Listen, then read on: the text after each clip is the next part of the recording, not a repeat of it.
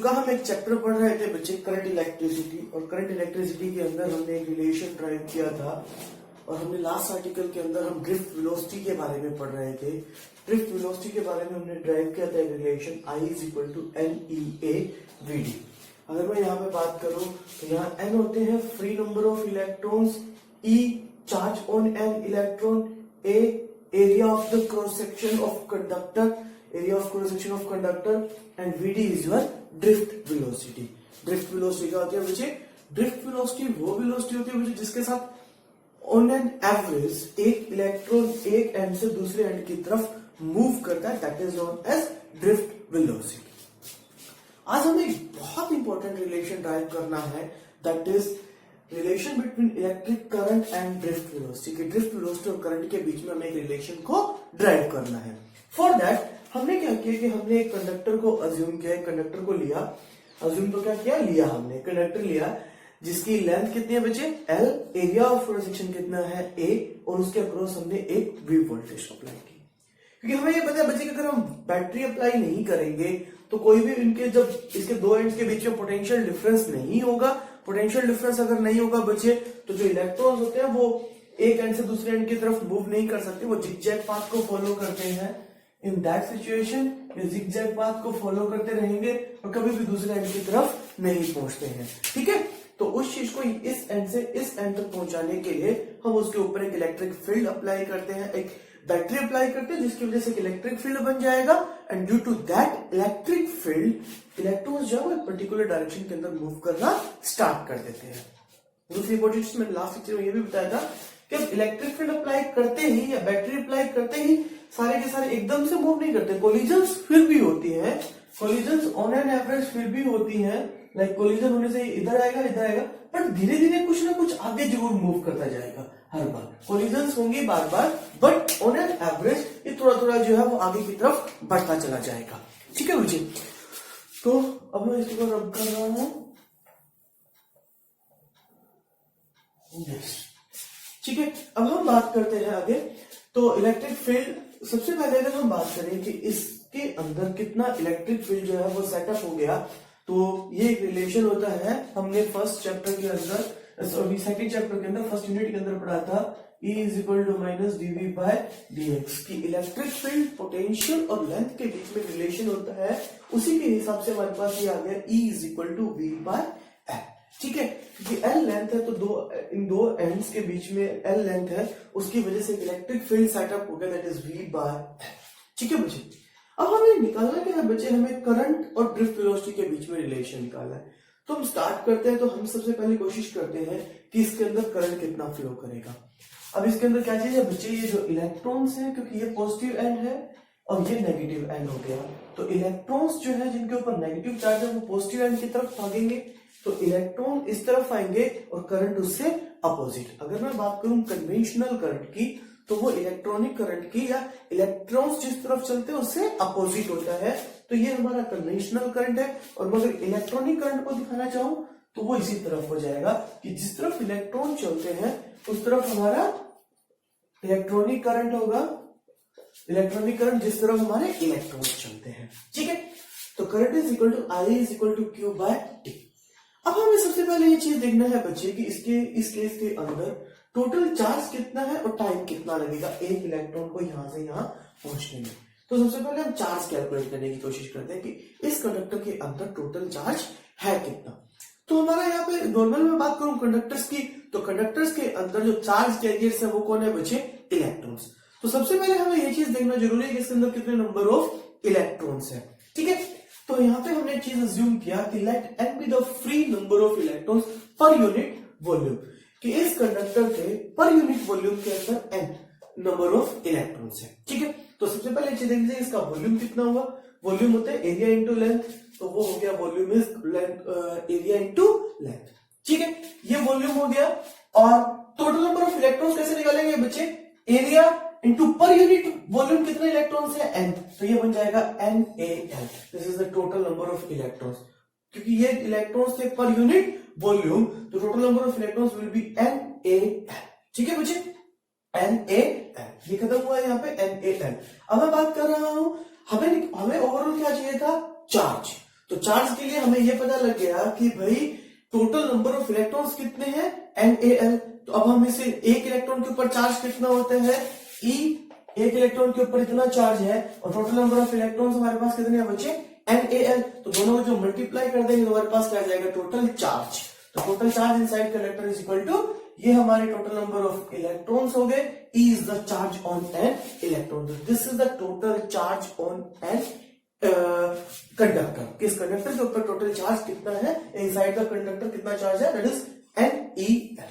ठीक है, तो अभी तक हमने क्या फाइंड आउट कर लिया बच्चे, total number of charge. Total charge कैसे निकालेंगे, टोटल नंबर ऑफ इलेक्ट्रॉन्स निकालिए into charge on an electron. ठीक है, तो अब दूसरी बात यहाँ पे क्या चाहिए हमें, टाइम। टाइम कौन सा, कि एक इलेक्ट्रॉन को यहां से यहां क्रॉस करने में कितना टाइम लगेगा। तो हमें पता है बच्चे टाइम का फॉर्मूला क्या होता है, डिस्टेंस बाय वेलोसिटी का ये। तो डिस्टेंस हो गया L। वेलोसिटी की बात करूं तो पिछले वाले लेक्चर के अंदर हम यही चीज पढ़ के आए थे, दैट इज ड्रिफ्ट वेलोसिटी। तो इलेक्ट्रॉन जो मूव करते हैं उस वेलोसिटी को हम ड्रिफ्ट वेलोसिटी बोलते हैं। तो डिस्टेंस L हुआ, velocity is vt, then time is equal to m by vt। ठीक है बच्चे, अब क्या करिए, 3 और 4 को किसी क्वेश्चन के अंदर पुट कर दीजिए 2 के अंदर। तो I is equal to Q हो गया आपका NeAL, T की जगह मैंने पुट कर दिया L बाय Vd, L से L कैंसिल हुआ, I is equal to NeAVd। ठीक है, I is equal to NeAVd। The most important formula, बहुत इंपोर्टेंट फॉर्मूला है बच्चे ये, इसको बहुत जगह हम इस चीज के लिए यूज करेंगे। तो I is equal to NeAVd। ठीक है, तो ये करंट और ड्रिफ्ट वेलोसिटी के बीच में एक रिलेशन हो गया। अब ड्रिफ्ट वेलोसिटी के लिए हमने एक फॉर्मूला लास्ट लेक्चर के अंदर निकाला था, वो क्या चीज था, E tau by m। E tau by m, E charge on an electron, E electric field जो सेटअप हुआ है वो, tau is the relaxation time. Relaxation time क्या था बच्चे, दो कोलिजन्स के बीच में जो एवरेज टाइम होता है, जिसके बाद में लगभग आपकी एक कोलिजन हो जाएगी, that time is known age relaxation time. और ये आपका मास हो गया, mass of an electron, charge on an electron, mass of an electron, electric field and relaxation time. तो इस विधि की जगह जब आप ये पुट करेंगे तो आपके पास एक नया फॉर्मूला आ गया, दिस वन। ठीक है, और यहाँ पे साथ के साथ मैंने क्या किया है बच्चे कि NeA ये तो है ही, Vd की जगह मैंने पुट किया E tau by m, and V की जगह मैंने पुट किया बच्चे first equation, that is V by m। तो हमारे पास नए वाला फॉर्मूला क्या आ गया, NE square A tau V upon m। ये भी बहुत इंपॉर्टेंट है, लेकिन आपको इसको याद रखने की जरूरत नहीं है। आपको इसके लिए जो टर्म्स है उनकी वैल्यूज पुट करनी है, मेन Vd की वैल्यू पुट करनी है, और E is equal to V by l। ये फॉर्मूला इंपॉर्टेंट है। ये फॉर्मूला क्यों इंपॉर्टेंट है, जब हम नेक्स्ट टॉपिक पढ़ेंगे ओम्स लॉ, उसके बाद में जो फैक्टर्स अफेक्टिंग रेजिस्टेंस है वो सारे के सारे फैक्टर्स हम इस फॉर्मूले के साथ एक्सप्लेन कर सकते हैं। 10th क्लास के अंदर आपने सुना भी होगा एक टर्म रेजिस्टेंस, और किन फैक्टर्स के ऊपर डिपेंड करती है, वहां हम इसको टोटल थ्योरेटिकली पढ़ते थे। अब हम वो सारे के सारे फैक्टर्स जो है वो इस फॉर्मूले के साथ हम एक्सप्लेन कर सकते हैं। ठीक है बच्चे, सारे के सारे फैक्टर्स हम इसी के साथ एक्सप्लेन करेंगे। तो अभी के लिए आप बस ये करिए, Vd की जगह पुट करिए और E की जगह मैंने पुट कर दिया V बाय L। इस फॉर्मूले को नोट कर लीजिए, मैं नेक्स्ट टॉपिक के अंदर इसको एक्सप्लेन करूंगा कि क्यों हमने इस चीज को ड्राइव किया है। ठीक है बच्चे, तो इसको पॉज करके नोट कर लीजिए, this is the relation between current and drift velocity, most important formula, I is equal to NeAVd। ठीक है, नोट करिए इस चीज को। ओके, मैं रब कर रहा हूं उसको बच्चे, नोट किया। ओके, अब हम आते हैं बच्चे करंट इलेक्ट्रिसिटी के एक बहुत famous formula, that is Ohm's law. आपने 10th क्लास के अंदर भी इस चीज को स्टडी किया है।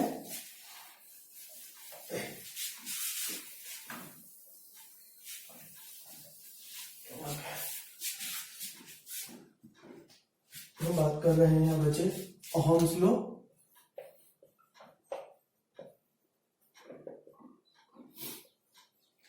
ओम्स लॉ एक बिल्कुल सिंपल सा फॉर्मूला है, या एक सिंपल सा कंसेप्ट।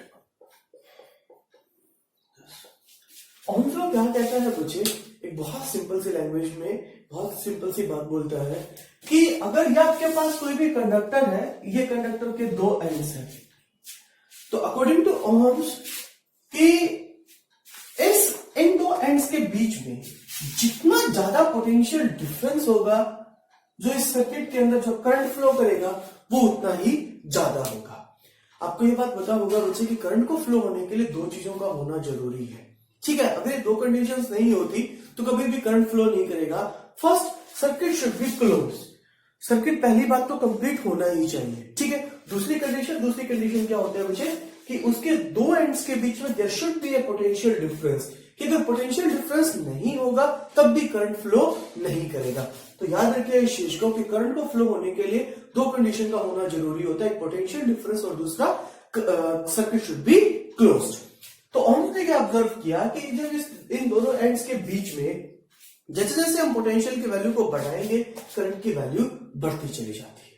ठीक है बच्चे, जब हम इस चीज को ओपन करेंगे तो V is equal to V is equal to R I। This is known as resistance. ठीक है बच्चे, रेजिस्टेंस का मतलब हुआ रेजिस्ट करना, मतलब कि कोई ऐसी चीज जो करंट के फ्लो होने का अपोज करे। ऐसी कोई चीज जो करंट के फ्लो होने का क्या करे बच्चे, अपोज करे। वो कैसे आप चीज कर सकते हैं, लाइक मैं इस आर को यहाँ पे नीचे ले आया। अब जैसे आप इस चीज को ऑब्जर्व कर सकते हैं कि जैसे जैसे आर की वैल्यू बढ़ेगी वैसे वैसे आई की वैल्यू कम हो जाएगी। मतलब कि एक सर्किट के अंदर आर एक ऐसी चीज है जो करंट के फ्लो होने को कम करता है, डिक्रीज करता है, अपोज करता है। तो किसी भी कंडक्टर की उस प्रॉपर्टी को हम रेजिस्टेंस बोलते हैं जो करंट के फ्लो होने का क्या करे बच्चे, अपोज करे। हर मटेरियल के अंदर एक प्रॉपर्टी होती है that is known as resistance. Resistance क्या चीज हुआ, रेजिस्टेंस एक ऐसी प्रॉपर्टी है हर ऑब्जेक्ट की which oppose the flow of charge और you can say that current, कि जो करंट के फ्लो होने का अपोज करे that is known as resistance. ठीक है बच्चे, रेजिस्टेंस को हम कैसे रिप्रेजेंट करते हैं, लाइक हम रेजिस्टेंस को इस तरीके से शो करते हैं। ठीक है, ये आपका फिक्स्ड रेजिस्टेंस है और इसी के अंदर अगर मान लीजिए बच्चे मैंने ये लगा दिया एक arrow, this is your variable resistance, this is variable, यानी इसकी वैल्यू को हम क्या कर सकते हैं, चेंज कर सकते हैं। वेरिएबल रेजिस्टेंस को इस तरीके से भी शो करते हैं और इस तरीके से भी शो करते हैं, दैट इज रियोस्टेट या वेरिएबल रेजिस्टेंस जिसको बोलते हैं। और ये आपका क्या है बच्चे, फिक्स्ड रेजिस्टेंस, फिक्स्ड रेजिस्टेंस। ये आपका फिक्स्ड रेजिस्टेंस को शो कर रहा है, ये वेरिएबल रेजिस्टेंस को शो कर रहा है। ठीक है, यहां से ये चीज क्लियर हुआ कि R जितना ज्यादा होगा I उतना कम, कि रेजिस्टेंस जितना ज्यादा हो जाएगा करंट की वैल्यू उतनी कम हो जाएगी। ठीक है, ओके। अगर मैं इसकी यूनिट की बात करूं बच्चे तो R V by I।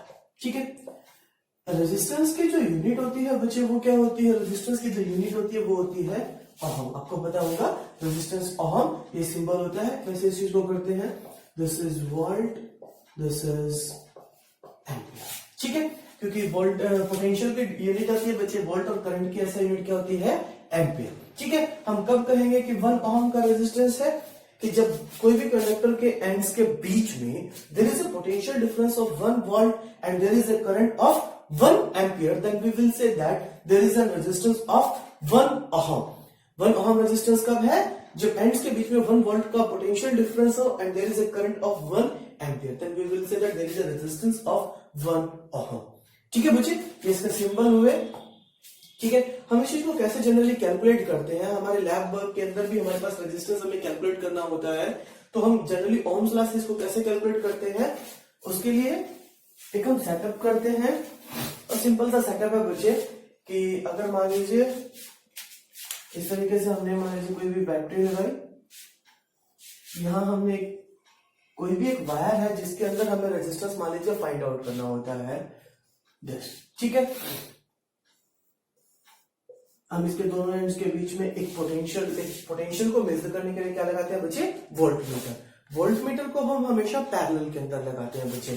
Current को मेजर करने के लिए हम एक डिवाइस यूज करते हैं that is ammeter and it is always connected in series. तो करंट जो होगा आपका यहां से आएगा, यहां भी जाएगा, यहां भी जाएगा, घूमने के बाद में यहां से होकर वापस अपने पाथ को कंप्लीट करेगा।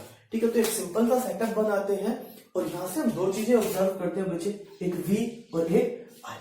एक V और I ऑब्जर्व करते हैं। इसके अंदर हम एक वेरिएबल रेजिस्टेंस भी लगाते हैं जिसको रियोस्टेट बोलते हैं, जिसकी वजह से हम रेजिस्टेंस की वैल्यू को चेंज करके V और I को ऑब्जर्व करते हैं। ठीक है। और उसके बाद में क्या करते हैं बच्चे, हम एक बहुत सिंपल सा काम करते हैं। यहां से एक चीज समझिए आप कि v is equal to I R, v by I is equal to are.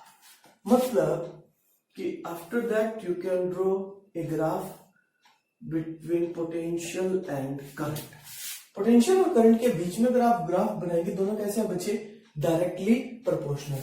तो ये ग्राफ जो है वो आपका इस तरीके से एक स्ट्रेट लाइन आना चाहिए। ठीक है, बी और आई के बीच में एक ग्राफ जो है एक स्ट्रेट लाइन आना चाहिए। ऐसा जरूरी नहीं है कि हमेशा हर ऑब्जेक्ट के लिए एक स्ट्रेट लाइन आती है।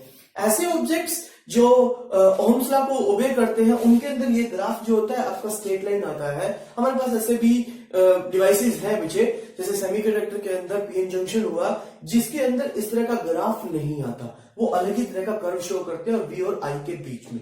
ठीक है बच्चे, जब वी और आई के बीच में हमारे पास ग्राफ होगा तो हम इस वी और आई की ग्राफ की हेल्प से हम क्या फाइंड आउट कर सकते हैं बच्चे, रेजिस्टेंस फाइंड आउट कर सकते हैं। कैसे कर सकते हैं, एक सिंपल सा आपने वर्ड यूज किया होगा दैट इज स्लोप।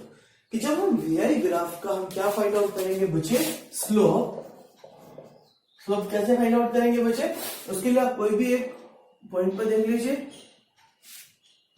ठीक है, स्लोप क्या चीज होती है, change in Y axis upon change in X axis. Change in Y axis upon change in X axis करने पे हमें क्या पता चलेगा बच्चे, अगर मैं इसके अंदर निकालू स्लोप का मतलब जनरली क्या होता है, dy बाय dx। कि एक्स एक्सिस के ऊपर जो क्वांटिटी है उसको चेंज करने पे वाई एक्सिस के ऊपर आने जो चीज है उसके अंदर क्या चेंज आएगा। तो आप कोई भी दो पॉइंट्स चूज कर लीजिए बच्चे, like this is I1, I2, V1, V2। तो अगर मैं स्लोप की बात करूं तो यहाँ चेंज इन वाई एक्सिस कितना आया, V1 से कहां पे पहुंच गए बच्चे, V2। तो V2 minus V1। X axis में कितना चेंज, I1 से I2 यानी I2 minus I1। V by आई क्या देगा आपको बच्चे, रेजिस्टेंस। दिस इज मतलब कि हमें पहले एक इस तरह से एक सर्किट बनाना है जिसके अंदर V और I को ऑब्जर्व करना है, फिर इनके बीच में ग्राफ बनाना है और उससे स्लोप फाइंड आउट करेंगे। जैसे हम स्लोप फाइंड आउट करेंगे हमारे पास किसकी वैल्यू आ जाएगी बच्चे, रेजिस्टेंस की वैल्यू आ जाएगी। ठीक है, तो इस तरीके से हम किसी भी वायर का हम रेजिस्टेंस फाइंड आउट कर सकते हैं। ठीक है, हम इस तरीके से भी फाइंड आउट कर सकते हैं। और इस चैप्टर में जब हम आगे बढ़ेंगे तो हम metre bridge, slide wire bridge के बारे में भी पढ़ेंगे। हम उससे भी क्या कर सकते हैं, उसकी हेल्प से भी हम रेजिस्टेंस को फाइंड आउट कर सकते हैं। ठीक है बच्चे, तो अभी के लिए हमने क्या पढ़ लिया, ओम्स लॉ। ओम्स लॉ क्या बोलता है, V is directly proportional to I। कि जैसे ही कोई कंडक्टर के एंड्स के बीच में पोटेंशियल को इंक्रीज करेंगे करंट की वैल्यू इंक्रीज होती चली जाएगी। इसको हटाएंगे, कांस्टेंट लगाएंगे R। R is the resistance which oppose the flow of current. ऐसा यूनिट इसका ओम हुआ 1 वोल्ट बाय 1 एम्पियर। मैंने आपको बता दिया, सिंबल्स मैंने आपको बता दिए थे। इसकी वैल्यू कैसे फाइंड आउट करेंगे, इसकी वैल्यू कैसे फाइंड आउट करते हैं, सर्किट बनाया, VI ग्राफ बनाया और उससे क्या फाइंड आउट किया बच्चे, स्लोप निकाला। ठीक है, अब जनरली अगर हम बात करें कि एक वायर के अंदर ऐसी क्या चीज होती है जो करंट के फ्लो होने का क्या करे, अपोज करे, तो इसका और कुछ भी रीजन नहीं है बच्चे, ये जो कोलिजन्स होती है, जो मैंने आपको पिछले लेक्चर के अंदर भी बताया था कि जो इलेक्ट्रॉन्स कर्नल्स के साथ कि जो कोलिजन्स करते हैं, कर्नल मतलब कि जहां से इलेक्ट्रॉन चले जाते हैं, जहां पे इलेक्ट्रॉन्स की डेफिशिएंसी हो जाती है, उस चीज को हम पॉजिटिव चार्ज वाले उस होल को हम क्या बोल रहे हैं, कर्नल। तो जब इलेक्ट्रॉन्स इन कर्नल के साथ कोलिजन्स करते हैं तो उसी की वजह से इलेक्ट्रॉन जो होते हैं वो एकदम से इधर नहीं जा पाते, उनकी बार बार कोलिजन्स होती रहती है। उसकी वजह से इलेक्ट्रॉन जो है वो प्रॉपर्ली यहां से यहां नहीं पहुंच पाते और अपनी एनर्जी को नुकसान करते हैं, लॉस करते हैं। तो उसी चीज को हम क्या बोलते हैं बच्चे, रेजिस्टेंस। समझ रहे हैं, तो रेजिस्टेंस कुछ भी नहीं है, जो कोलिजन्स हो रहे हैं किसी कंडक्टर के अंदर उन्हीं को हम क्या बोलते हैं, रेजिस्टेंस बोलते हैं। ठीक है बच्चे, तो ये हुआ। अब मैं आपको जो इसके फैक्टर्स अफेक्टिंग रेजिस्टेंस है मैं उनको एक्सप्लेन करता हूं। ठीक है, फैक्टर्स अफेक्टिंग रेजिस्टेंस, मैं इस चीज को रख कर रहा हूं बच्चे। Okay, factors affecting resistance.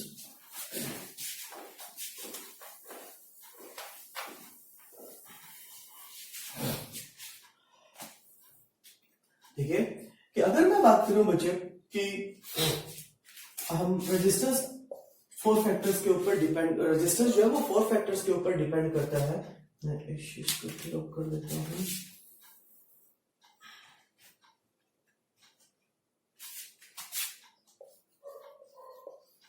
Factor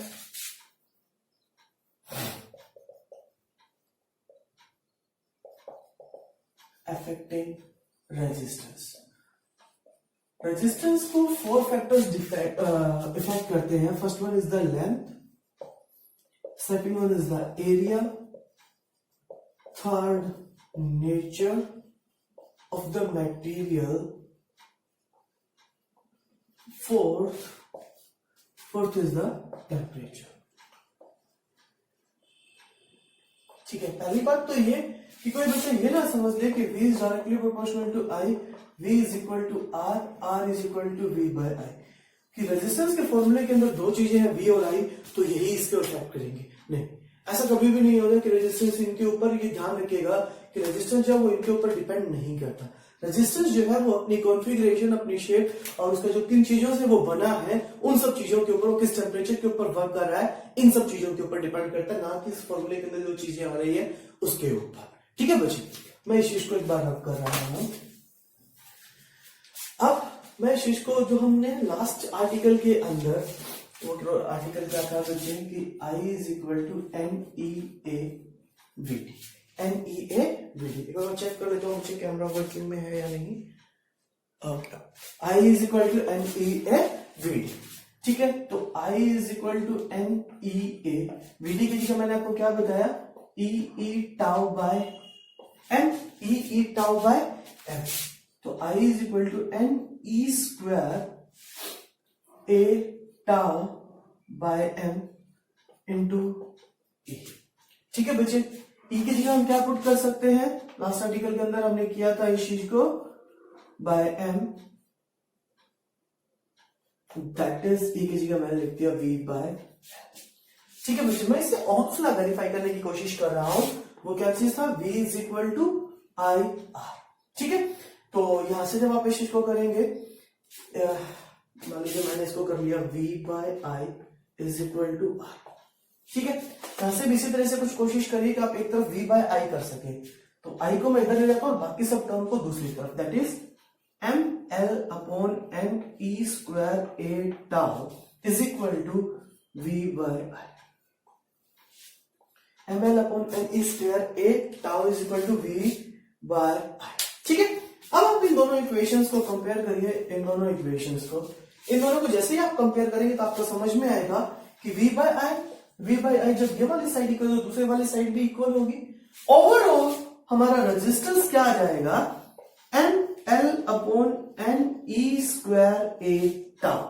R is equal to ML/NE square A tau. ये चीज बहुत इंपॉर्टेंट है बच्चे, इसके साथ आप सारे फैक्टर्स को एक्सप्लेन कर सकते हैं.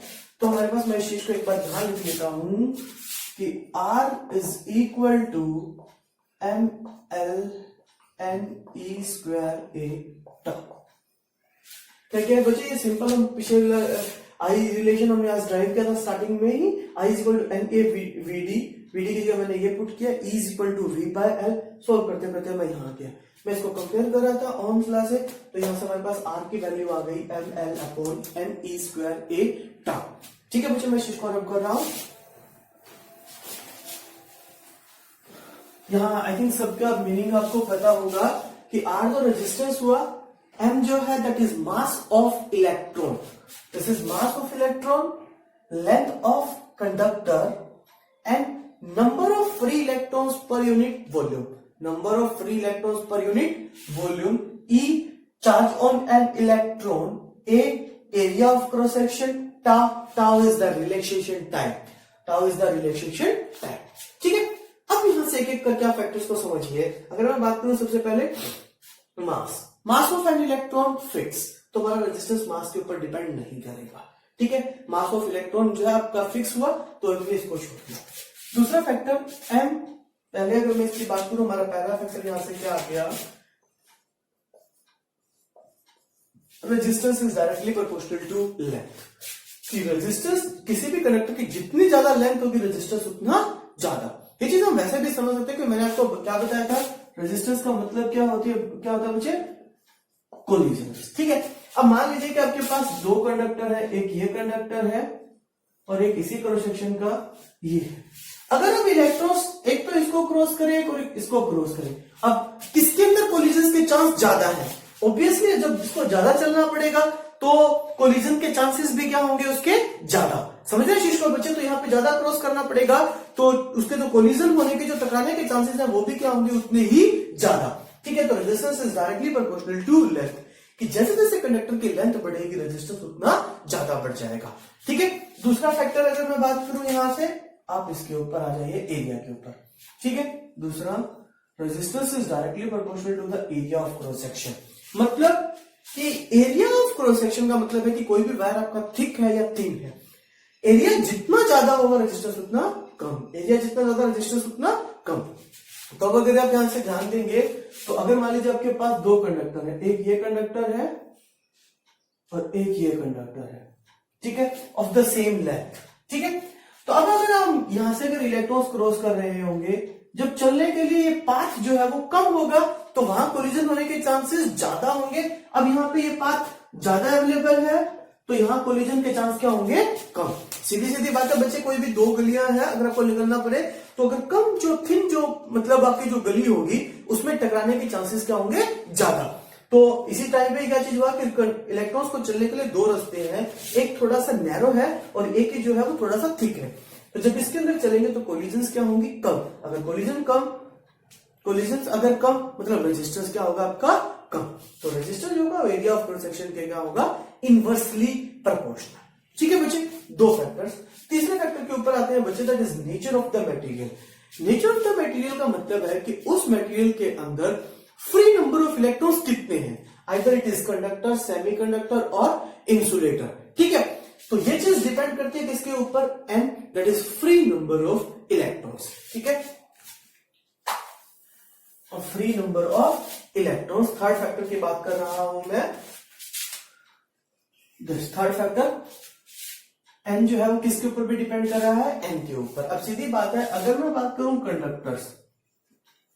कंडक्टर्स वो होते हैं जिसके अंदर ऑलरेडी बहुत सारे फ्री नंबर ऑफ इलेक्ट्रॉन्स होते हैं, मतलब उनके अंदर एन क्या होते हैं? ज्यादा। एन अगर हाई होंगे तो आर क्या हो जाएगा बच्चे? आपका कम। और कंडक्टर वो ही होते हैं बच्चे जो अपने अंदर से करंट को इजीली जाने देते हैं। क्यों जाने देते हैं? क्योंकि वो उनके अंदर रेजिस्टेंस या अपोज क्या होता है? कम। अगर मैं इसकी बजाय इंसुलेटर की बात करूं, इन इंसुलेटर एन जो है फ्री नंबर ऑफ इलेक्ट्रॉन्स ना के बराबर होते हैं। अगर एन बहुत कम होंगे, ये जितना कम होगा रेजिस्टेंस उतना ज्यादा हाई होगा। समझिए इस बात को कि एन जितना कम होगा रेजिस्टेंस उतना ही ज्यादा हाई। समझिए जिसको बच्चे, उतना ही ज्यादा होगा resistance.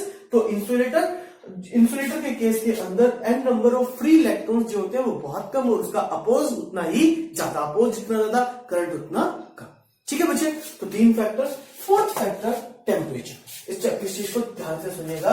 Fourth factor that is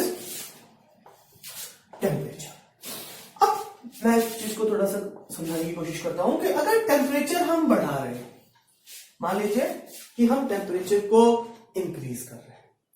अब टेम्परेचर को इंक्रीज करने से क्या होता है बच्चे, कि मान लीजिए अगर कोई भी कंडक्टर है तो टेम्परेचर जो मैं इसको हाई कर रहा हूं, इसका टेम्परेचर इंक्रीज कर रहा हूं, तो यहां दो काम होंगे। कौन कौन से? फर्स्ट वन, कि जैसे मैं एनर्जी दूंगा तो कुछ इलेक्ट्रॉन्स जो होते हैं अपने बॉन्ड्स को ब्रेक करके और ज्यादा वो क्या हो जाएंगे? फ्री हो जाएंगे। एनर्जी मिल जाएगी इन इलेक्ट्रॉन्स को तो वो अपना जो सेल है उसको छोड़ के क्या आ जाएंगे बच्चे? बाहर आ जाएंगे। मतलब टेम्परेचर को इंक्रीज करने से फ्री नंबर ऑफ इलेक्ट्रॉन्स क्या हो जाएंगे? आपके इंक्रीज हो जाएंगे। पहली बात, on increasing temperature free number of electrons will increase. क्यों? क्योंकि इलेक्ट्रॉन्स के पास एनर्जी आ गई, वो अपना सेल छोड़ के बाहर आ गए। ठीक है, पहली बात। दूसरी बात, अब जो ऑलरेडी फ्री थे या जो अब फ्री हुए हैं उनके अंदर क्या हो गया बच्चे? जब टेम्परेचर आप राइज कर रहे हैं तो उन इलेक्ट्रॉन्स की एनर्जी बढ़ गई। एनर्जी बढ़ जाने से उनकी वेलोसिटी बढ़ गई, ओवरऑल उनकी काइनेटिक एनर्जी बढ़ी, मतलब उनकी वेलोसिटी बढ़ गई। वेलोसिटी बढ़ जाने के कारण क्या होगा बच्चे? वो इलेक्ट्रॉन्स जो होंगे वो और जल्दी जल्दी कोलिजन्स करना स्टार्ट करेंगे, और जल्दी जल्दी मोर रैपिडली जो है वो उनके बीच में क्या होंगी? कोलिजन्स। टेम्परेचर बढ़ाया, वेलोसिटी बढ़ गई, वेलोसिटी बढ़ने से क्या हो गई बच्चे? कोलिजन्स बढ़ गई। कोलिजन्स बढ़ गई तो बात समझिए कि पहले 10 मिनट के अंदर, मतलब पहले मान लीजिए कि 10 कोलिजन जो हो रही थी वो 1 मिनट के अंदर हो रही थी। अब क्योंकि कोलिजन्स बढ़ गई तो 1 मिनट के अंदर ही आपकी होने लगी मान लीजिए 20 कोलिजन्स। तो कोलिजन्स के बीच का जो टाइम है that is known age relaxation time, और वो रिलैक्सेशन टाइम क्या हो गया बच्चे आपका डिक्रीज हो गया। ऑन इंक्रीजिंग टेम्परेचर वेलोसिटी बढ़ी, वेलोसिटी बढ़ने से कोलिजन बढ़ी, कोलिजन बढ़ने से उनके बीच का टाइम क्या हो गया कम, यानी रिलैक्सेशन टाइम क्या हो गया, टाउ क्या हो गया आपका। ध्यान दीजिए कि ऑन इंक्रीजिंग टेम्परेचर में हमारे यहां दो चीज चेंज हो रही है, फ्री नंबर ऑफ इलेक्ट्रॉन्स बढ़ेंगे, टाउ कम हो जाएगा। टाउ क्यों कम, क्योंकि वेलोसिटी बढ़ेगी, कोलिजन बढ़ेंगे, उनके बीच का टाइम कम हो जाएगा। ठीक है, अब कंडक्टर्स के सॉरी ऑन टेम्परेचर का जो इफेक्ट होता है वो कंडक्टर और इंसुलेटर्स और जो हमारे सेमीकंडक्टर होते हैं उनके ऊपर अलग अलग बिहेवियर को शो करता है। लाइक मैं इसको दो पार्ट्स में डिवाइड कर देता हूं। फर्स्ट अगर मैं बात करूं कंडक्टर्स, कंडक्टर्स के केस में ऑन इंक्रीजिंग टेम्परेचर एन बढ़ेगा, टाउ कम होगा, बट कंडक्टर्स के अंदर क्या होगा बच्चे, टेम्परेचर बढ़ाने से फ्री नंबर ऑफ इलेक्ट्रॉन्स बढ़ेंगे, बट ऑलरेडी वहां पे बहुत सारे फ्री इलेक्ट्रॉन्स हैं क्योंकि वो कंडक्टर्स हैं, तो उनके अंदर एन जो है वो ऑलरेडी बहुत ज्यादा है। ठीक है, ऑलरेडी इसका इंपैक्ट मतलब ऑलरेडी वहां पे फ्री नंबर ऑफ इलेक्ट्रॉन ज्यादा थे, तो इसका इंपैक्ट कम होगा और इसका इंपैक्ट क्या होगा ज्यादा, क्योंकि वहां फ्री नंबर ऑफ इलेक्ट्रॉन ज्यादा थे, टकराने के चांसेस ज्यादा हो गए और उनके बीच का टाइम क्या हो गया कम। अगर टाउ कम होगा तो रेजिस्टेंस क्या हो जाएगा बच्चे, इंक्रीज हो जाएगा, बढ़ जाएगा। तो overall in case of conductor resistance will increase, overall resistance will increase. ठीक है, इन केस ऑफ इंसुलेटर और सेमीकंडक्टर फैक्टर्स वही हैं, टेम्परेचर बढ़ेगा then N increase, tau decrease. ठीक है, इंसुलेटर्स और सेमीकंडक्टर के अंदर क्या है बच्चे, फ्री नंबर ऑफ इलेक्ट्रॉन्स बहुत कम है, तो उनके बीच का जो टाइम है कोलिजन्स का, या उनके बीच के जो कोलिजन्स है वो कम होंगे क्योंकि वहां already free number of electrons क्या है कम। अब की बार क्या होगा, ये चीज डोमिनेट करेगा कि टेम्परेचर बढ़ा देने से फ्री नंबर ऑफ इलेक्ट्रॉन्स ज्यादा क्रिएट होंगे, ज्यादा करंट फ्लो होना स्टार्ट होगा। अगर इसके अंदर एन की वैल्यू बढ़ेगी तो आर की वैल्यू क्या हो जाएगी बच्चे, कम। तो इन case of insulators and semiconductor resistance जो होगा वो डिक्रीज होगा।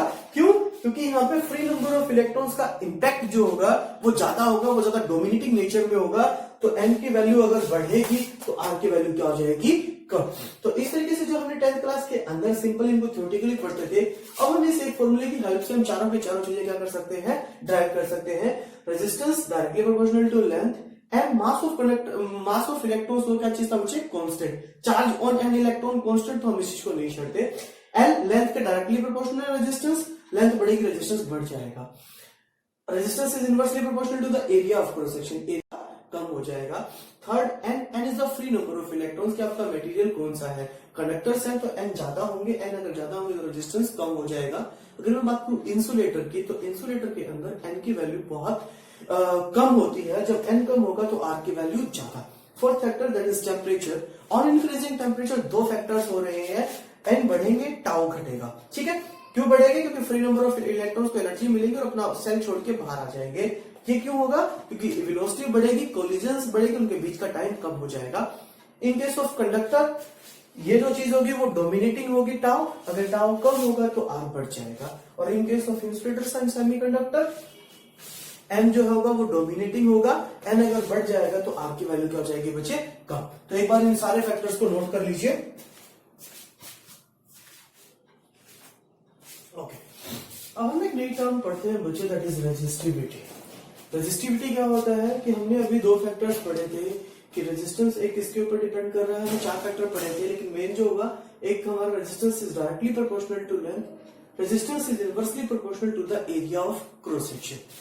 हमने दोनों इक्वेशंस को कंबाइन किया तो R is directly proportional to length and inversely proportional to the area of cross section. इसको हटाया, एक कांस्टेंट लगाया बच्चे, दैट इज रो। ठीक है, इसको हटाया, एक कांस्टेंट लगाया। लास्ट अभी हमने फॉर्मूला क्या ड्राइव किया हुआ था, R is equal to M L upon N E square A tau. ठीक है, अब इन दोनों इक्वेशंस को जब आप कंपेयर करेंगे बच्चे, तो इस तरफ आर, इस तरफ आर, ये L by A, L by A, तो इस पूरी टर्म लाइक इस टर्म के साथ बीच में क्या आ रहा है, रो। तो rho is equal to M L upon N E square tau. So this term is known as resistivity और स्पेसिफिक रेजिस्टेंस, रेजिस्टिविटी और स्पेसिफिक रेजिस्टेंस। ठीक है, अब ये चीज क्या होती है, अगर आप इस चीज में सब इसको डिफाइन करना चाहें तो R is equal to rho L by A. मान लीजिए कि आपके कोई भी कंडक्टर है जिसकी लेंथ कितनी है 1 metre, area of cross section 1 metre square, length 1 metre, area of cross section 1 metre square. तो जब आप इन दोनों की वैल्यू 1 1 पुट करेंगे, rho 1 by 1 that is rho, means to say resistivity resistance ही है, resistivity is the resistance when the length of conductor is 1 meter and area of cross section is 1 meter square। ठीक है, या कोई भी unit आप बोल सकते हैं 1 unit upon 1 unit square। then resistivity is the resistance of a wire of unit length and unit area of cross section, that is known as resistivity। ठीक है, तो रेजिस्टिविटी कहिए या स्पेसिफिक रेजिस्टेंस। ठीक है, तो रेजिस्टिविटी और स्पेसिफिक रेजिस्टेंस क्या चीज हुआ, R equal to rho L by A की लेंथ किसी कंडक्टर के 1 unit, area of cross section भी 1 यूनिट स्क्वायर होना चाहिए। ठीक है बच्चे, इसकी यूनिट की बात करेंगे तो यूनिट आप यहां से कैलकुलेट कर सकते हैं, क्या आएगा बच्चे, R is equal to R resistance की यूनिट ओहम, रो क्या फाइंड आउट करना चाहते हैं, लेंथ की metre, area of cross section की मीटर स्क्वायर, इसलिए चीज कैंसिल और ये यहां गया ओहम मीटर। तो ऐसा unit of resistivity is ohm metre, ohm metre. समझे चीज को बच्चे? ओके, तो रेजिस्टिविटी ओहम मीटर इसकी एसआई यूनिट हुई, दिस इज एसआई यूनिट। ठीक है, फैक्टर्स अफेक्टिंग की बात करते हैं। तो फैक्टर्स अफेक्टिंग हमने यहां से 4 फैक्टर बताए थे रेजिस्टेंस के लिए, but this is L by A, ये पूरी चीज हमारी रेजिस्टिविटी। रेजिस्टिविटी का फॉर्मूला क्या हुआ, M upon N E square tau. ध्यान से देखिए इस चीज के अंदर बच्चे, M mass of constant fix है, इसके ऊपर डिपेंड नहीं करेगा। Mass of electron, sorry mass of electron constant है। E charge on an electron constant, इसके ऊपर डिपेंड नहीं करेगा। 2 फैक्टर्स रह गए, एक L और एक टाउ। ठीक है, जैसे हमने रेजिस्टेंस के केस में पढ़ा था, सिमिलरली ये चीज है कि N है फ्री नंबर ऑफ इलेक्ट्रॉन्स, तो उससे कौन रिलेटेड था बच्चे, नेचर ऑफ द मटेरियल। मतलब कि आपके पास कंडक्टर है, इंसुलेटर है, ये सेमी कंडक्टर है। अगर कंडक्टर्स होंगे, अगर कंडक्टर होंगे बच्चे तो N free number of electrons ज्यादा होंगे। अगर N ज्यादा होगा तो रो की वैल्यू क्या हो जाएगी बच्चे, कम। रेजिस्टेंस भी कम था और रेजिस्टिविटी क्या हो जाएगी बच्चे, कम। इन केस ऑफ इंसुलेटर और सेमी, इंसुलेटर ले लीजिए, सेमी कंडक्टर और उसके बीच में लाई करेगा बच्चे वो, तो इंसुलेटर के केस में बात करूं तो N बहुत ही कम होते हैं, फ्री नंबर ऑफ इलेक्ट्रॉन्स बहुत कम होते हैं। तो N जब कम होगा तो रो की वैल्यू क्या हो जाएगी बच्चे, बढ़ जाएगी। और ऐसा ही सेम किसके साथ बिहेव कर रहा था, रेजिस्टेंस के साथ। ठीक है बच्चे, और tau is the relation time, जिसका रिलेशन किसके साथ है, टेम्परेचर के साथ। कि टेम्परेचर को जब हम इंक्रीज या मतलब चेंज करते हैं, इंक्रीज या डिक्रीज, तो हमने पहले तो पढ़ के आए थे, सेम ही काम है बच्चे, उसमें कुछ भी अलग नहीं है कि ऑन चेंजिंग टेम्परेचर, मान लीजिए मैंने इंक्रीज किया तो 2 फैक्टर्स होंगे, N free number of electrons बढ़ेंगे और कोलिजन्स बढ़ेंगी, तो जिसके कारण उनके बीच का टाइम क्या हो जाएगा, कम। टाइम कम तो टाउ क्या हो जाएगा, डिक्रीज। सेम बिहेवियर 2 तरीके से 2 पार्ट्स में हम इस चीज को करते हैं। इन केस ऑफ कंडक्टर के केस में यह चीज क्या होती है, कम इंपैक्ट होता है और इसका इंपैक्ट क्या होता है, ज्यादा, क्योंकि वहां already free number of electrons ज्यादा थे। तो कंडक्टर्स के केस में टाउ का इंपैक्ट ज्यादा होगा, अगर ये कम होगा तो ये चीज बढ़ जाएगी। तो resistivity will increase and resistance also increase in case of conductor. In case of insulators and semiconductor, insulator and semiconductor, इसका इंपैक्ट क्या होगा, ज्यादा, क्योंकि इंसुलेटर्स और सेमीकंडक्टर के अंदर N बहुत कम थे। टेम्परेचर बढ़ाएंगे, फ्री नंबर ऑफ इलेक्ट्रॉन्स ज्यादा होंगे बच्चे, तो इसका इंपैक्ट ज्यादा होगा। तो N अगर बढ़ेगा तो रो क्या हो जाएगा बच्चे आपका, कम। सेम बिहेवियर रेजिस्टेंस के केस में था, सेम केस रेजिस्टिविटी के लिए था। ठीक है बच्चे, तो रेजिस्टेंस आपका 4 फैक्टर्स के ऊपर डिपेंड कर रहा था, length, area, temperature and nature of the material. लेकिन resistivity only depends upon 2 factors, that is nature of the material and temperature. ठीक है बच्चे, ये चीज बहुत इंपॉर्टेंट है, ध्यान रखिएगा कि ऑन कोई भी मटेरियल है, मान लीजिए कॉपर वायर है, उस कॉपर वायर का आपके पास मान लीजिए ये कोई वायर ये था, आपने इसको स्ट्रेच कर दिया, स्ट्रेच करके मान लीजिए आपने इसको ये कर दिया। इस केस में कोई आपसे पूछे कि what is the change in resistance and what is the change in resistivity, तो यहां रेजिस्टेंस में जरूर चेंज होगा क्योंकि लेंथ चेंज हो गई, area of cross section change हो गया, but resistivity does not change क्योंकि रेजिस्टिविटी डायमेंशन के ऊपर डिपेंड नहीं करती, ये चीज याद रखिए, ठीक है। रेजिस्टेंस में कैसे करते हैं मैं उसके ऊपर न्यूमेरिकल्स आपको करवाऊंगा तो आपको समझ में आ जाएगा कि कैसे हम रेजिस्टेंस को फाइंड आउट करेंगे जब हम किसी भी चीज के क्रॉस सेक्शन को क्या लेंथ को स्ट्रेच कर दें या कंप्रेस कर दें, दोनों ही केसेस के अंदर, ठीक है बच्चे। तो अभी रेजिस्टिविटी हमने पढ़ लिया, resistivity is the resistance of a wire of unit length and area of cross section is also 1 unit square, ठीक है। ओहम मीटर इसके ऐसा यूनिट हुआ, फैक्टर्स आपके दो फैक्टर्स के ऊपर, nature of the material and temperature, ठीक है। मैं विशेष को रब कर रहा हूं, नोट करा तो नोट करिए जल्दी से, ओके मैं रब कर रहा हूं उसको बच्चे। द नेक्स्ट टर्म हमारी है बच्चे करंट डेंसिटी।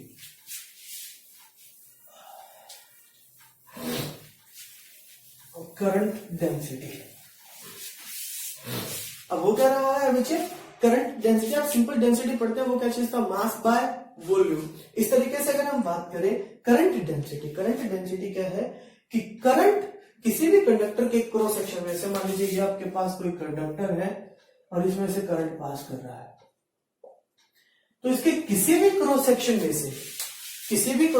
में से per unit current per unit area कितना पास कर रहा है, that is known as current density, ठीक है। ये आप इसको ऐसे भी डिफाइन कर सकते हैं या कुछ बुक्स के अंदर इस तरीके से भी डिफाइन कर देते हैं कि कितना charge per unit time per unit area, charge flowing per unit time per unit area is known as current density, ठीक है। दूसरी सबसे इंपॉर्टेंट बात, यहां जो एरिया ऑफ क्रॉस सेक्शन है that must be perpendicular, like ये परपेंडिकुलर हुआ, इस तरह में से करंट निकल रहा है, तो एरिया ऑफ क्रॉस सेक्शन जो होना चाहिए वो करंट के क्या होना चाहिए, नॉर्मल होना चाहिए, परपेंडिकुलर होना चाहिए, ठीक है। और अगर मैं एरिया वेक्टर की बात करूं, देखिए बच्चे एरिया जनरली स्केलर क्वांटिटी होती है, बट जो जिन बच्चों ने इलेक्ट्रिक फ्लक्स पढ़ लिया उनको ये बात समझ में आती है कि हम एरिया को कैसे ट्रीट करते हैं, एज ए वेक्टर, ठीक है। और उसका वेक्टर क्वांटिटी के अंदर होगा तो उसके अंदर एक डायरेक्शन होगी, और उसकी डायरेक्शन क्या होती है, एक नॉर्मल कोई भी सरफेस के बाहर की तरफ जो निकल रहा होता है परपेंडिकुलर, दूसरे मतलब उसके, अगर इस तरीके से मान लीजिए ये हमारे पास प्लेन है तो इसके परपेंडिकुलर बाहर वाली साइड में जो होगा वो उस एरिया वेक्टर की क्या होती है बच्चे, डायरेक्शन को शो करता है, ठीक है। अब ध्यान दीजिएगा कि अगर मैं बात करूं ये एरिया का जो प्लेन है that must be perpendicular to the direction of current flow, ठीक है, उसके परपेंडिकुलर होना चाहिए, और एरिया वेक्टर क्या हो जाएगा उसके पैरेलल, क्योंकि इसका एरिया का मतलब ये जो हमारे पास प्लेन है सॉरी एरिया है, उस एरिया का एरिया वेक्टर इस तरफ होगा, करंट भी इस तरफ फ्लो कर रहा है, तो दोनों कैसे आ रहे हैं बच्चे, एक दूसरे के पैरेलल, ठीक है। तो current density is current per unit area या charge per unit time per unit area. अगर मान लीजिए कि हमारा एक करंट इस तरह से फ्लो कर रहा है लेकिन हमारा एरिया वेक्टर बिल्कुल इसके परपेंडिकुलर नहीं है, वो कुछ एंगल के ऊपर बेंड है, लाइक इस टाइप से, हमारा जो एरिया वेक्टर है वो करंट के साथ एक एंगल बना रहा है, कितना बना रहा है बच्चे, थीटा, ठीक है।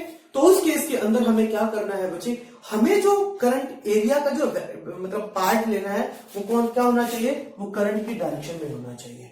तो उसके लिए हमने क्या किया बच्चे, इस करंट को हमने पार्ट्स में रिजोल्व करना हमें पता है, मैंने इसको रिजोल्व किया तो इसका एरिया वेक्टर का एक कंपोनेंट आ गया a cos theta like this, which is parallel to the current, parallel to the direction of current. तो हमारे पास अगर हम आपके पास बात करेंगे करंट डेंसिटी की, तो करंट पर यूनिट एरिया, तो एरिया को कौन सा component, which is parallel to the current, area vector का वो कंपोनेंट जो करंट के क्या होना चाहिए, पैरेलल डायरेक्शन ऑफ करंट के, तो a cos थीटा, इसको आप पुट करेंगे तो I is equal to j dot A. यहां से एक चीज ध्यान दीजिएगा, cos थीटा को मैंने डॉट प्रोडक्ट किया, तो डॉट प्रोडक्ट का रिजल्ट कैसा आता है बच्चे, एक स्केलर क्वांटिटी।